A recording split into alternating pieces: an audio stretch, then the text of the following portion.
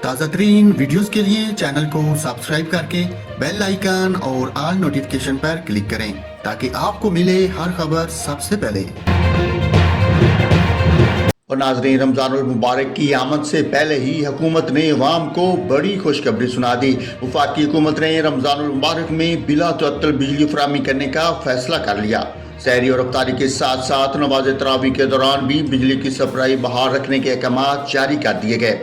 تفصیلات کے مطابق وفاقی حکومت نے Lahore electric supply company LESCO سے بلا تعطل بجلی فراہمی کے لیے لوڈ کی ڈیمانڈ مانگ لی۔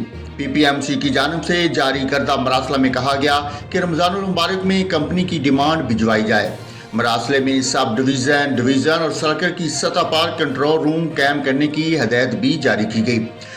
یہ بھی ہدایت کی گئی کہ بجلی کی تعطل کی صورت میں اضافی ٹرالی ٹرانسفارمرز کی فراہمی کو بھی یقینی بنایا جائے۔ لیسکو چیف چودھری محمد امین کو سپلائی کی مانیٹرنگ کرنے کے احکامات بھی جاری کر دیے گئے۔